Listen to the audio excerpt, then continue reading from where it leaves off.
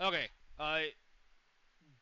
Very very quick intro to mauga is break down. I'm gonna break down. I'm gonna break down the kit. I'm gonna break down the kit that mauga has. Right. Mauga has his left machine gun. I think it's named Cha Cha if you care about names. And you have your right machine gun, which is named Gunny. He's weird. He named his name machine guns. His left machine gun will set people on fire, and his right machine gun will crit if they are on fire.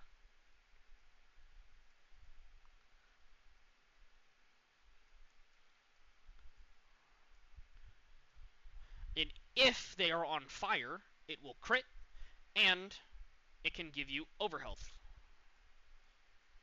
The total amount of overhealth you can get is 150.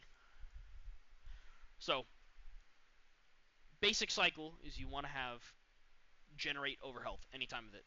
Anytime. It's like playing Venture or Doomfist, to where you will always have overhealth. You have a way to heal yourself. Then you have your cardiac right here. Your cardiac is your E. Your cardiac will give life steal and damage reduction to mauga. To your teammates, it gives lifesteal. And there is a little number that appears like right here that shows you how many teammates you are affecting. It sounds very selfish, but you should never really worry about any of this. Like, it helps, but you're never going to actively think about using it. That's just a waste of brain. So his cardiac, very, very good to keep yourself up. Don't use it as an engage. Use it in the middle of the fight, because it is a very, very easy way to get health, especially if you pop your cardiac and you look at a tank. Tanks are just big, juicy health packs with legs. If you need health, chase them down and shoot them. Yes. His charge, a lot of people will say, oh, use your charge to engage. Stomp someone. A lot of comps with mauga have a condition of if you stomp on someone, that's the engagement of the fight. I don't want you to think of it like that. That is not a very good way of doing it. With mauga, your charge can be used to chase down kills if you can actually confirm them. What that looks like is on this Alari, if you want to kill the Alari with your charge, you want to look until she has about 4 units left. Or that would be about a third of her HP. You can stomp on them if you get almost on top of them and kill them, but the further they are away from your initial stomp area, the less damage it will do. For the Lucio, you want to look for these 3 segments, and that's how they can be killable. If you can confirm a kill, use your chase. If you cannot, use your chase to zigzag to cover. So if you're looking at a situation, you have cover right here, and you have cover right here, you can use your charge to go here, and then once you get your charge back, you play cover, you shoot a little bit, you can use your charge to get over to here, and slowly creep forward on them, which is really, really good. But, whenever. Mauga is one of the tanks that can break the 1000 HP barrier if you use him correctly. His major perk setups for Mauga, I would recommend the charge gives 150 ammo, and then combat fuel. Combat fuel is a must pick. Do not pick the other one at all. Combat fuel is too good. It gives you 150 extra health at the press of a button, literally. And that stacks with your crit gun. So, theoretically, you can have 725 base HP, plus the 150 from your crit gun, plus another 50 from combat fuel. And that gives you 1025 HP. You are tanky, and you can replenish your health. You can operate by yourself if you do it appropriately. His ultimate, you get it really fast. I feel like it's self-explainable. A few changes that have been made to it that you should know and not assume. When you use your ultimate, you do not get all of your ammo back. He used to be like that, and that's what made him really, really overpowered. He used to be able to get 300 ammo at the press of a button. The way that mauga is balanced is that he has a slower reload but a higher magazine. So your ammo is probably one of your most important resources to keep up. That's why you pick the miner perk that gives you 150 ammo per every charge. Using that smart enough, you are able to pile on enough damage and enough ammo uptime to most of the time finish out a fight without ever having to reload. And if you have to reload, you need to go behind a wall because you should never reload in the open, or else you're just going to give them free damage. His cage fight, you should know it. He places it down and creates a big old circle around him. And in that circle, no movement abilities can be used. Tracer cannot blink, Tracer cannot recall, Mercy cannot Guardian Angel, Reaper cannot Wraith, Reaper cannot teleport, Reinhardt can't charge, you can't really jump. You are chained to the ground, which makes it a really, really, really good tool to deny rotations and deny movement and hold people still. However, the downside is you're in there with them. It creates a barrier, and they can come in at any time. Things can go south if you just choose to be in there, and they walk in and they just kill you. That can happen. You can also kind of use Cage as like a personal shield if needed. I wouldn't do that unless it's absolutely needed to finish a fight. Um, I may do it in this. Like, I may or may not have ego caged some people, but we're gonna ignore that. Cage typically should be used for, I wouldn't say combo, but assisting your team. You can use it as a rug pull, in my opinion, and by rug pull I mean something to fake out the enemies with. Like if you engage and the enemy team decides that they want to walk past you to engage, you can pop your ult to stop them from walking past you and forcing them to focus on you, which alleviates pressure on your own team and prevents them from doing stuff like that. Which also is really, really good to do. So, and in this case, your heal comp definitely matters. Moira, very, very good to pair with mauga. Very good. Lucio, you can get away with. Lifeweaver, good enough to pair with if the Lifeweaver is good. Don't ever play Mercy with a mauga. With mauga, your supports basically need to puppy guard you, unless you're able to play independently and play reliably. No Zenyatta. My friend swaps off to Illari. Illari, yes, that can work. It's not desirable. Ana also works very, very well. Baptiste can also work very well, and so on. But they swap. And Mauga, you need to be communicating with your supports. You have to have them supporting you. If they are not helping you, 9 times out of 10 you die, unless you play smart. Which, I can't even play smart. So, it is very, very important to have supports that can help you. So, it's always good. You can charge out. There's a little bit of a tech with Mauga's charge, where if you cancel it early before you jump and slam, you get more movement and you go further. The slam kind of slows you down, so you can do that.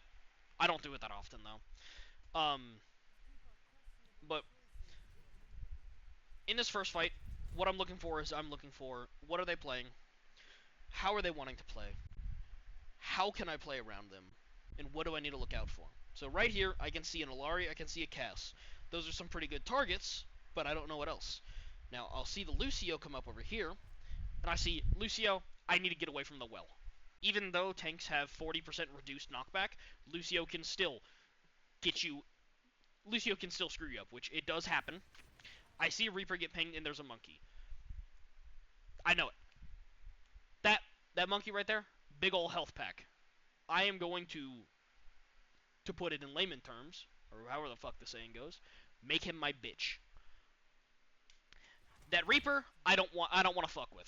That Reaper is scary. Unless I can confirm a kill or he doesn't have Wraith, I don't want to look at him. So I stomp. Okay. Um, I I stomp onto the Winston as he uses his cage, and I get the stun off, and I immediately look to start damaging him. If I'm playing this right and I remember correctly, I also hit my I hit my cardiac button. Now I hit cardiac because if you're at a target with a large health pool, it is always, always, always good to use your cardiac and get as much HP from them as humanly possible. Your cardiac gives lifesteal. Your cardiac also, if you're using it correctly, will allow you to do your fire plus crit combo to give more overhealth. And more overhealth equals no dying, and no dying equals good. Should be pretty obvious. I hit the cardiac and I turn to the Reaper. The monkey jumps out. I can't do anything. I gotta find the closest one. Now you're gonna see something I do a lot, which is considered to be poke with Mauga, and is very, very important for characters that don't have shields and cannot really stay out in the open. Is that I poke with Mauga. Putting people or getting people on fire um, generates overhealth for your major perk. So it's very, very good to build a habit of trying to set people on fire. Also, it's extra damage. There's no reason why you should be using your crit minigun to damage people, because the crit only happens when they're on fire. Fire deals extra damage. You know what else deals damage? The bullets that are hitting them. So realistically, you should use your fire minigun almost at any time. There's not a lot of downtime of me not shooting unless there's nothing for me to shoot at. So I'm looking around. I thought the Reaper teleported. I'm just going to start poking. Damage, the Cass is forced to go behind. He can't stand there and shoot at people. The Winston, I go in because I thought I could get a slam. The Winston jumps. I cancel my slam early. And ignore this, I get booped into the hole by the Lucio. I should not have been playing there, and I should have respected the space. That didn't happen. Moving to the next fight. I hear the Reaper going around, and I know you technically need to protect your supports a lot, but also your supports should know what they're doing and know how to not take damage, and that helps you more. So I'm just poking there. I'm taking space. I'm taking it as they run away, and as they allow. The monkey's up there. He's not proving any threat whatsoever. So I look ahead. I know the Reaper and Reaper are over there, and I choose to charge over there. Mauga's charge has a very special property to it, as it is his charge is unstoppable. Nothing in the game can stop it, except for, a friendly Lifeweaver pull, and I think Hack. No, Hack doesn't do it. But if you get into something that also is unchargeable, like if another Mauga is charging into you, you get the normal thing of if you were to Rhine charge into somebody and the Rhine were to charge into you, or if you were to use a Brig Bash onto a Doomfist that's punching in your direction, or a Brig Bash onto a charging Rhine. It will stop, and it will throw you on the ground, and it will say, oh, you got interrupted.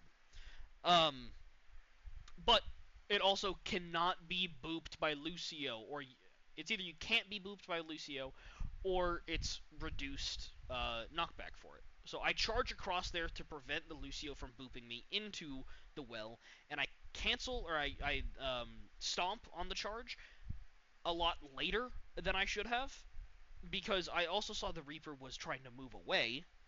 So if I stomp early, I risk not being able to damage the Reaper, and if I stomp too late, I don't damage the Reaper at all.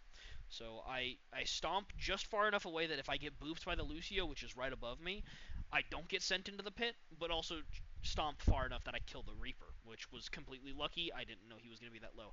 I am shooting at the Winston, though. What you can do with your charge is when you charge and you go to cancel it, immediately start moving your mouse in the direction that you need to go. If you land on somebody and you can keep your mouse still, that's cool.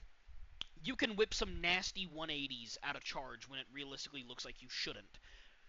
So you're going to see a lot of snapping. That's because I'm pre-aiming where my target's going, and that has to do with tracking. The Winston bubbles here, so he gets out alive, but my team is and ends up being able to kill the Winston. And I do the thing earlier is I need to pile on damage. Mauga has a lot of single machine gun accuracy. If he's only firing one machine gun, it's nearly spot on. There's very little spread. But if he has both of them, it is a large spread. So as they get out of the effective range that I can hit them with both machine guns, I only fire one over the other, and I'll fire the left machine gun to set them on fire. So I do that to the Lucio. Lucio gets out of my range. He didn't register that the monkey had died. Gets out of my range. I shoot him. I get the kill on the Lucio.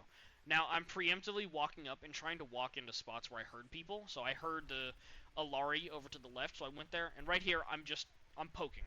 I'm shooting down cover during the downtime, and I'm forcing them to go into weird positions, and then I back up. I cannot afford to stay in that area for too long because I cannot support. I cannot support this space. With Mauga, you need to know how much space you can take. If the enemy team were right here, I could play up here. I could play here. That's easy. But I cannot play and take space up here when my team is not holding off these side angles. You can only realistically control one angle at a time, and you cannot control multiple angles like this. So I see them all positioning behind this building, and I know someone's probably going to go around, which this cast does, and that if I was still standing right here, the cast would have shot me, and then they would have come up to me, and I would get put in a kill box as Pickle talked about earlier. So I preemptively backed off. Yes, I gave up space, but I gave up space for a more favorable position going into the next fight, in which you should think ahead about that. So let's get back to it. Going into the next fight, I know if the Lucio gets into a position, he's going to boot me into the well, and I need to be ready for the monkey to jump. My idea is I want to go second. I see the monkey jump, and I'm going to charge onto the monkey, because then the monkey has no options of getting away from me. I use the charge second. Technically it's an engage, but it's stacking on extra damage, and I'm able to do it because we have control over the area. If I didn't have control over the area, I would use my charge to leave and to live. I see the ping on the Lucio, and I know the Lucio went over the wall. I see the monkey jump because suddenly he's not there. So I take this as a cue to ignore the Cass, ignore the Reaper, and ignore the Alari. They don't matter anymore. Because guess what? The Lucio and Winston are separated from their team. So I turn, and it turns out the monkey did not go all the way over the wall, and this Lucio is just feeding. And we get the kill on Lucio. Easy. I also go behind I go behind cover here because I don't have my cardiac. I cannot afford to be playing right in front of everyone. So I'm going to play here. I hear the cast pops his ult, and I move so I'm behind the pillar to prevent as much time as possible for that cast to lock onto me. Now, Winston's pushing up over here, so I turn for him, and then the Winston jumps over, which also lets me finally see that the cast has cleared the corner and is looking at me. And that cast can kill you, if you didn't know. So, if you look right here, I have my charge up. Now, the cast is already in ult long enough that the charge shouldn't cancel it, but in charge, you get damage. I don't know if you get damage resistance, but to get nerdy, Deadeye can miss if the conditions are correct. And in this case, I'm 90% sure it did miss. So I charge in, and I'm looking. The monkey is going to the right, and the cast is also going to the right. But the monkey has jumped off of the ground, meaning he's going to land closer to the cast, so my charge, instead of going straight, is going to veer off towards the cast, allowing me to hit both at the same time, which you also deal damage. You deal damage while you're charging, and you deal knockback. So I stomp, I get both the cast and the Winston, and I believe he used my ult. He actually got stunned, so I don't think he actually got the shot off, luckily. And I live that, and then I immediately turn, kill the monkey, and the cast rolls away. So I pop my cage. Monkey is dead. I know at least 3 people are nearby to get in my cage, and I heard the Alari ult. So what do? I pop the cage, because that will rip the Alari out of the air, It will stop the Illari from shooting into my team, and it will also keep the Cass and the Reaper close by to be able to, get killed. It's a very winnable situation. I don't know where the Lucio is, so I'm not going to really, pay attention to him. He doesn't really matter as much in this situation. I do that. Cass dies, because my Moira is over on the left, and she coalesced in. So, Cass dies. I can ignore him. I'm looking for the Reaper, because the Reaper can't use Wraith. He's very killable. Kill Reaper. I see Illari jump down onto me, and I flick towards the Illari. She dies. Cool. They just used 2 ults. Realistically, for something that we only should have used 1 ult, but my team got a little bit silly and decided to use 4, which is a very bad idea. And I start typing about it right here because actually, what the hell? What do we just do? Ignore that though, and we go to the next fight. I know for a fact that this next fight they just used Alariel and they just swapped off Cass. I didn't know they swapped off Cass, but the Cass just ulted, so he's not a threat to me. I know the Winston most likely has Primal because Winston gets Primal extremely fast, and he uses it as a second life. You can also kind of use Cage for a second life if you're able to get enough distance, and you can pop Cage, and they have to take the idea of if they're gonna walk into Cage and challenge me, or if they're just gonna let me live. But also, I picked the perk where I get 150 ammo whenever I charge. I picked that over the one that gives 50 HP on ignition because it's only once.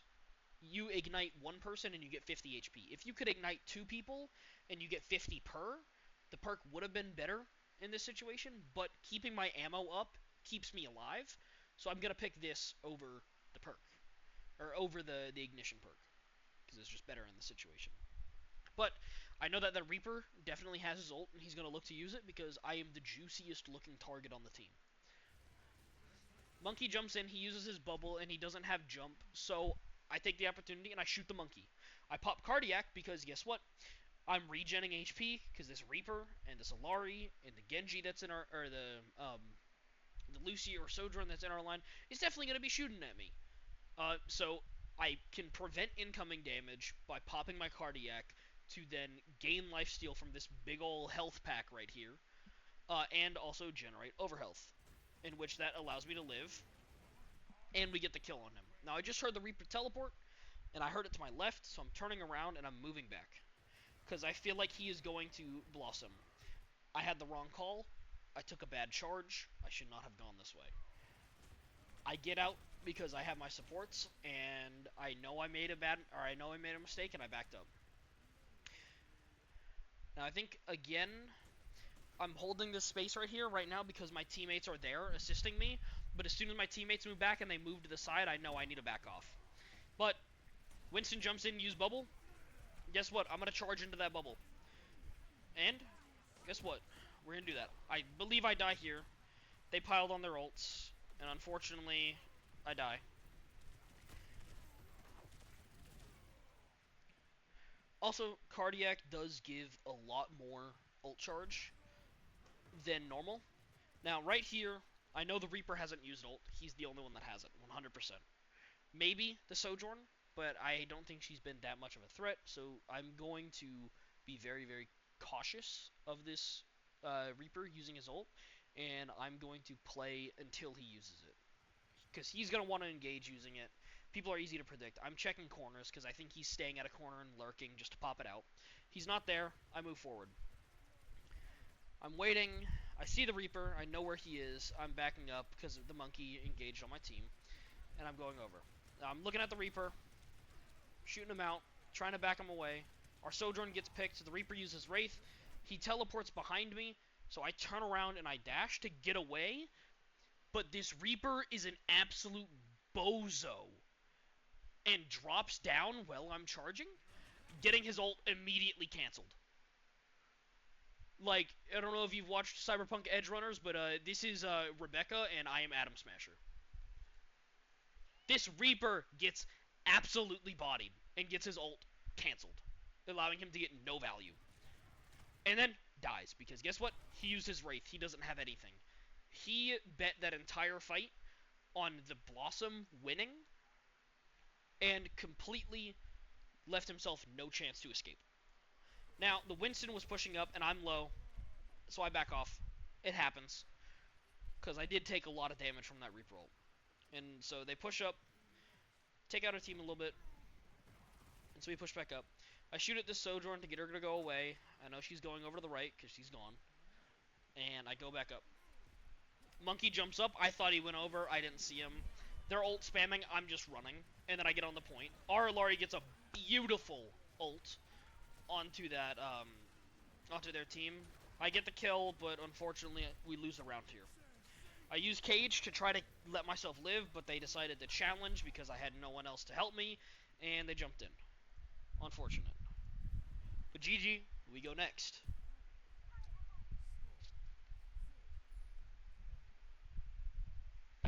Now, as you can see, I picked the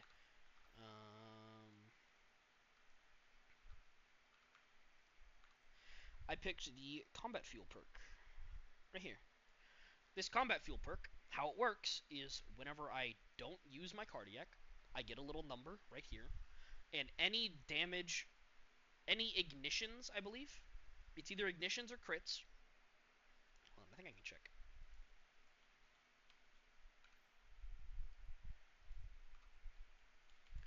I don't believe I can check, but I'm gonna Google it on the side. Mauga combat fuel perk. Okay. So it is Mauga's major perk, and it states that critical hits grant Mauga 3 temporary overhealth on cardiac overdrive's next use, up to 150 overhealth. What you should take from this is the fact that dealing crits and dealing that damage will give you instant health in your next engage. Meaning, you can, and I mean it, you can have burst heal. You're not a healer, you're a tank. You should not have that. So, you set people on fire, and then you crit them. And you get health. Now, the important thing to do is don't use your, Don't use your cardiac unless you have done the prerequisites to get that HP. It doesn't matter if you don't hit 150, try to get the most, and I do this thing that I call preloading the perk. And by preloading, you deal damage prior to the time that you want to use it, so that when you use it, you get instant health. Now, as I talked about it earlier, Mauga can get over 1000 HP if you do it right. If you are able to deal enough damage with your crits to generate overhealth to get 150 extra, and also with that combat fuel. Now, going into this next fight, I predicted they're going to have the same exact comp, which they do, because they're kind of stupid. In this first fight, I'm trying to figure out where the hell everyone is. I see the Illari gets low. I take that as a sign. I need to stomp onto them. I go, stomp onto the Illari dies. This Lucio literally falls right into my arms. And you know what happens? That's right, he should have died there, but he got out of my LOS, and I took that as a sign to completely ignore him. Don't look at the Lucio, he's out of there. What's available right now is I have my cardiac. I'm getting 39 overhealth because that's how much damage I dealt. And I'm at and I'm starting to about to lose my armor. I need to back off because also my support died. So, I turn around and I look at our point because point has not been captured yet. And I don't want to face down that Reaper. So I go back to point to stabilize, which is normal. This Winston wanted the kill on our Moira. Our Moira is goated and didn't, die. And so I'm just going to farm my next use of combat fuel on this Winston. And which you can see right here, I use both machine guns. I got to get it. I want to chase after him because his entire team is dead, and we have the advantage. I chase after him, I get 100 health. This health does not go down.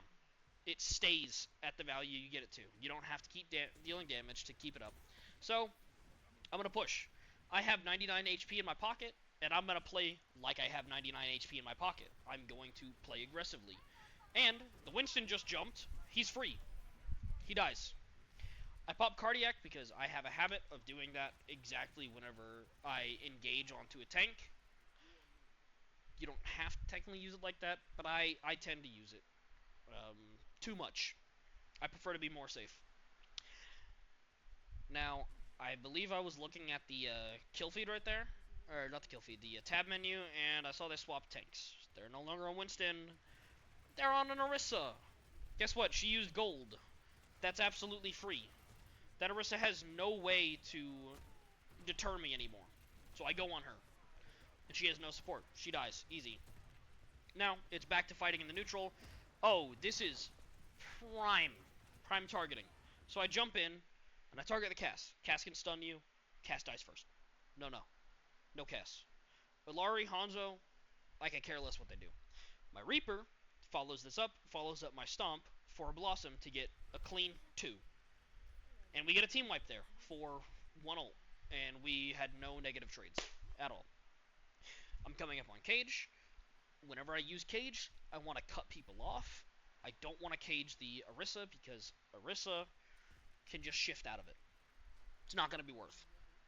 So, again, starting out with poking, looking at their team, I see they have a Zen. I see I get discorded, get out of LOS.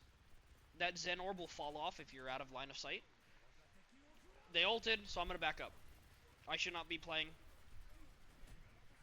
Now, their Curie teleported, and I said, hey, this is a very, very good spot for a cage. Put the cage down, the Hanzo walks up, because I'm not looking at him. Now, I stay in the cage because I was low HP, my healers heal me, and I just poke from there. I don't go any further, I don't get greedy, and I kill the Cass, because he was low. Round 1. Very, very easy. We didn't lose a single team fight, I didn't die. Very, very easy round. Now, going into Ruins. Ruins is a lot harder because you can get shot out a lot more. Ruins is a very, very open map. Ignore me swapping to Ramantra. I'm giving my team head pats because they did very, very good. I swapped to Sig because I don't know how to do it on Ram correctly, and they all get head pats because they're great. Now, moving on. Again, use charge just to get there and started the engage. They are further behind. I'm like, what? Where are they? We should be meeting by now, but they're slow. So, use the time to figure it out. I see the Rhine, and I shoot at him. I got hindered, and I got naded, and I got low, so I went out. I got out. You don't want to stay in that situation. You need to get out. If you stay in, you die. That Pickle talks about this a lot. Play your corners. Play cover with Mauga. You don't have a shield. You can't put that up. You can't have temporary relief. You need to play your corners, and you need to know if you can take a fight versus when you cannot take a fight. Excuse me, I'm tired. So, I'm looking at this fight. I hear the cast on the left, and I know they kind of fucked off. So, I'm going to sit here. Ryan uses charge. My Reaper goes down. We are down 3, because our BAP is still coming back. I tell my Moira, we need to leave immediately. We should not take this fight. It's a losing fight. They have all 5. My Moira unfortunately dies, but I get out. Now, I wait here for the rest of my team, even though they're pushing. They get close enough, so I, spray them. I want to stop them from trying to take all of this space here. So you spray them to deter them because, hey, they don't want to take extra damage. I'm spamming that corner because I think the Zenyatta will peek again, and if that Zenyatta peeks, he gets set on fire, and that, helps people follow up. My Reaper gets a very, very good kill on the Zen. So I'm going to charge in, or I'm going to charge at least. I use charge to reposition quickly. If I can't get a slam, I'm going to use charge to zigzag from cover, as I said at the beginning. Now, this is a very, very good case, because on this point right here, as you notice, there's a lot of open space, and a lot of teams like either holding right here, or right here in this little section. Or, if the team has that much of an advantage, they hold this entire area. However, this area was free, and this area is a choke. They want to set up a kill box here, right? And I figured that out because my Reaper got a kill, and they're all conversing on the Reaper because they want to get him. So what do? I go from the doorway, and I charge out to the opposite lane to then start firing from the side to help my Reaper get out and alleviate pressure. You do this because guess what? They all turn for me. My Reaper gets out, my Reaper gets max, my Sojourn pressures them out from here, and we're able to push up. And they pull back. And we didn't have to do much to get that space back. Now, I saw that cast was low, and I charged over there hoping to get the cast. Luckily, I didn't cancel it there, because I also saw, hey, the cast is still low. So I'm going to curve it, hit the cast, get the kill. Sojourn kills the Hanzo. I don't need to be looking to my right. I'm going to look towards the Rein. When it comes to Rein, if he's holding his shield, walk. It's that simple. Like, even though he's holding his shield, you can get right in front of him, and if you're still firing, you can shoot him. Your machine guns go through his shield. It's very stupid, and I think they should fix it. But right here, just stuff the Rein. Stuff him. Either break his shield or just sit there and shoot at him. And then he's freaking out. We're all collapsing on him. We kill the team around him. It's frequently what I say with a lot of tanks, like with Ramantra. You can kill their entire team and watch as they realize, well, this fight crumbled, I can't do anything, and then you kill them at the end. A very simple way to deal with tanks and deal with teams. I believe this match range was Plat 1 to Diamond 3, if I'm not wrong. That was Plat 1 on tank, so this isn't too bad of a lobby, or too high of a lobby for this be that. I want to control this area, so with Mauga, what I want to do frequently is I want to use my dash to cut off space that they want to take. So going into this, if you're wanting to retake, a lot of teams hold here or here. But our Reaper is positioned right here, and our Sojourn is on an off angle, so I take that and I completely neutralize all of this space right here. This has now become my area, my spot. Now, the Rein knows this, he's heard me. He's not going to walk past this barrier, because he thinks I'm closer. But I heard the cast, and we also got a ping from our Baptiste of where the cast was. I moved to the side to then to enlarge the space that I was taking by about this much more. They don't want to fight me over there. And I stay here, and I look over here for the cast, and I look over here for the Rein, and I frequently do that until one of them step in. During the scrim, I mentioned, or during the VOD review, I mentioned about stepping into the pocket, and that's what Pickle called a kill box, but I like the stepping into the pocket analogy, as in my pocket right here ranges from here to here. If somebody comes within that range, I'm going to go on them, because guess what? I can take that. Now this Reinhardt's pocket, all it looks like is this. I put him in a spot where he only can go forward. He cannot go to the side. He cannot go to this side. He cannot go up. He can only go forward. And that gives me the advantage in this next fight. I see the Rein comes out, and I start firing immediately. He's putting up his shield to close the space, but guess what? I'm shooting his shield. It's going to eventually bite him in the butt, if you will. Now, he's not going to do anything. He gets shot by the Reaper, and he pulls off. He knows he doesn't need to do that. I still stay here because I think the cast is trying to be there, or go there. And I want to play... My idea is that, like how I said with Rein earlier in the season, you can tell when they have their shatter as they play more aggressive. I play Mauga very aggressively to keep the other team thinking that I have ult. If I don't have ult, I play aggressive and I rely on my charge to get me out of situations if they call my bluff. I'm bluffing 90% of the time I play tank. I believe that if you're aggressive enough, they realize, hey, this person either knows what they're doing, this person has something in their pocket that they can flip the fight on, or we just can't do anything. Now, I still play that corner. I think the cast is going around. I hear him walking around, but I don't have that good of a headset. I can't tell exactly where. I just know he's walking around. He might be trying to go and take this angle, because this angle is really, really good for him. If you see this is a mega health pack right here. If this cast walks to this corner, he can play this cover, he can play this cover, and he can fall back onto this health pack. He can also flank to get around us, and he can also get back out. This is a spot where the cast wants to play, and I want to deny where he's wanting to go. So I play here, and I make sure he's not there. I check. When I see that Rein shield, I'm shooting it. If he doesn't have a shield, he can't do much. Shooting it, shooting it, shooting it. Now, I still realize they're backing off. They use Kitsune Rush, and I know. Kitsune Rush, neuron activation.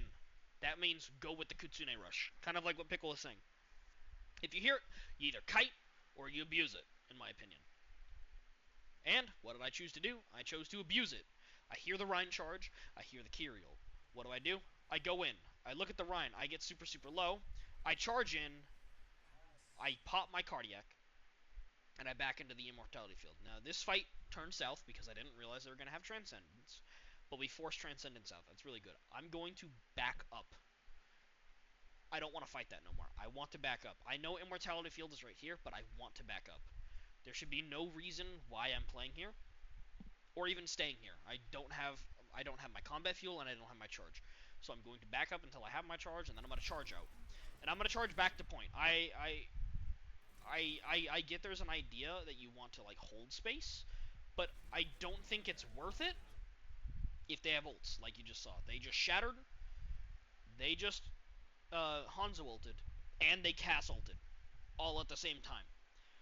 My my proactive thinking of do I want to stay in this position saved me there. Because I said, I don't think it's smart to stay here. They have the advantage. They can take all the space they want with that Transcendence. I need to move away. They're going to play aggressive. They probably have something. I will die. I need to move. And I charge out, and what does that do? That saves me from a shatter, and it saves my team from a shatter because they saw their tank leave, and most players think, hey, the tank left, we need to run. Or our tank abandoned us, if we stay here, we die. So our Sojourn goes off to the right. Ignore the Moira. He's egoing. And I see the dragon and I back up. I don't want to stay in the dragon. I'm getting heals from the Moira. And I move back to point because I'm pinned down by the dragon. The dragon split point. They're going to take this time. And they're going to push to point. Because it's also 43-29 right now. If they're going to push to point, I need to meet them there. And I don't want to meet them there over here. I want to meet them on point. I want to meet them in a position where I can take the fight. Because if I can't take the fight, which I can't do it right here because if you didn't see previously, there is this cast. There is still the three of them behind that killed our Reaper. They're going to come through here. The other two are coming from here. If I meet them right here, I get put in a kill box and I just get collapsed on. So I should not be playing there. So I follow the dragon back. That also allows me to play a lot more cover because if they want to position right here, I can position below them. I can position over here. I can position back here. I can use many spots to deny them damage, but I can also still reach them half the time. It's gonna make it a lot harder to kill me. It's like playing whack-a-mole. Is I'll pop up at the corners. I have many spots that I can use, and I will use all of them. I'm not gonna use just one. Rein charges in, and I see that. So I think I need to meet the Rein. I do that, charge the Rein, get a good stomp. It breaks his shield, and that allows me to then get closer. Now, we just lost our Cass, and we lost our Reaper. So that's not a very good position. So I tend to back off a little bit more. Our Sojourn uses her railgun, and I think, okay, I should be able to take this fight. My Moira is not almost dead. We have an ult. They're going to play a little less aggressive because they hear that ult and they don't want to get hit by it. I have my time to duel my Rein, and I still have full HP. So I do that. Get the Rein low. Still there. I'm not getting damage yet. I kill him. That's great. My Sojourn lands a really good railgun, and my Moira is still there, helping me out. Now, the Moira starts getting damage from the Cass. I notice that. The Moira fades. The Moira goes to cover. That's good on her. I use my cage defensively because if you don't see this, there's one angle, there's one angle, there's two angles, and there's three angles. And guess what? I'm sitting in the bottom of a bowl and they're looking down at me. I don't want that to happen, so I use a personal shield. My Moira takes cover, so I don't have to worry about her, and I pop a shield. I didn't know this until now. I got the Cass. So I turn for whoever was behind me because it was a Zenyatta, and Zenyatta's scary. My Sojourn lands a really good railgun shot onto him, which is amazing. So I look at the Hanzo until my Moira tells me, hey, you got the Cass in the ult. So I turn and I look for the Cass because he's pinned down by the ult. He can't do anything. He's the easiest to kill right now. That Hanzo is already, if you didn't see it, he turned from looking at me to looking at that health pack over there because that's the only thing he can do in this situation. But he chooses not to go for the health pack. Well, is the health pack there? Yeah, okay, he's just kind of stupid. Not gonna lie. So look at the cast, get the kill on the cast, and I turn. I don't cancel my cage early. I stay in my cage because I'm half HP. I don't have cooldowns. This is a safe spot for me. This is a safe spot. They don't know that I don't have cooldowns. All they see is a Mao get a cage, and they're not going to go after it. They're going to disengage. If they are coming back up. But they're not. So, we get a team kill, and we push up. Now, it is 64-29, and I do the same thing. I want to deny as much space as possible, and what I want to do is I want to create a clothesline, essentially. I like calling it a clothesline. Right here. So, they are going to look at this opening, and what they see is, oh, there's a Moira. I hear the Sojourn over there. You know, this is free spot. I can take this. There's no tank. There's nothing threatening. I'm going to walk out. That's whenever I start shooting at them. You know, I start, just, messing with them and being aggressive. So, I also have max combat fuel right here. Nodding at my Moira. Okay, they took the bait. Ryan charged out. I shoot. Okay, he didn't notice me. Still going to sit here. He backed up. There's nothing I need to do. Stomp on the Rhine, knock him down, get him to use his shield, get him low, get him to turn his back, and die. I confused him, bamboozled, whatever you want to call it, discombobulated, if you will. And then I turned for his team. Looked at Cass. Cass is very killable. Kill the Cass. I see the Zen. Instead of shooting at the Zen and missing more bullets, I'm going to charge, which also, let me go back a little bit more. If you look at my ammo, watch my ammo. I get low, so I charge, and through the duration of my charge, I get more ammo. I'm at 190 right now, and I land on the Zen and shoot him. Then I turn for the Kiri, and I turn for the Hanzo, and it's about 90%, so instead of holding this space anymore, we're just going to push spawn. It's perfectly fine to push spawn and spawn hold if it helps you win, which in this case it did. We prevented any attempt at a retake there, and hopefully you learned something from that gameplay with mauga. If you care that much about the stats, this was it at the end. I didn't die a lot. I played my life, and I utilized my abilities correctly. So, Mauga's really good right now. You should 100% play him. There should be no reason why you shouldn't play him or avoid playing him. He's good. The bans to this game, if I remember correctly, were Ana and D.Va. We banned those two because I don't want to get purple nated by Ana, and even though you can outplay a D.Va on mauga, I just don't like dealing with D.Va. D.Va's too mobile for mauga. She can delete everything with defense matrix. I don't want to deal with her. I get her out. If you want to play mauga and you have the opportunity to ban something, ban a D.Va, ban a Sig. Let me look at the tank. Let me look at the tank roster to figure it out. I would ban D.Va. I would ban Sig. Probably Ball. And Junker Queen. Those are the 4 tanks I don't like playing against. Hog, 9 times out of 10, you can kill him. Just look at him. He dies. Winston, he dies, as you saw in that VOD. Reinhardt, he dies, as you saw in that VOD. Ramatra, treat him the same like Ryan. You also saw Orisa in that VOD. Orisa dies easy. Hazard can die really, really easily. If he's blocking, use your stomp to prevent him from shifting away. Same with Doomfist. If you see Doomfist using his block, use your stomp, and you'll stop him from moving and typically get the kill. Wrecking Ball, don't chase him. Zarya, you can easily kill her. Zarya should never be an issue for a mauga in any capacity. Wrecking Ball, if you chase him, you throw. D.Va, I just don't like her. Sigma, his rock and his hands are the 2 biggest parts of his kit that make him very annoying. That, and if a Sigma is smart, he knows how to keep his barrier up, and if he keeps his barrier up and is able to balance it and not let it go on cooldown and not let you break it, it's going to be really annoying for you. And Junker Queen, when it comes to mauga, her hitbox is way too small. You're going to miss most of your minigun shots, even if you're right up on her firing both. I don't recommend it. It can work. Junker Queen is seen as a mauga counter because of her anti-heal and her lifesteal. I just don't run it.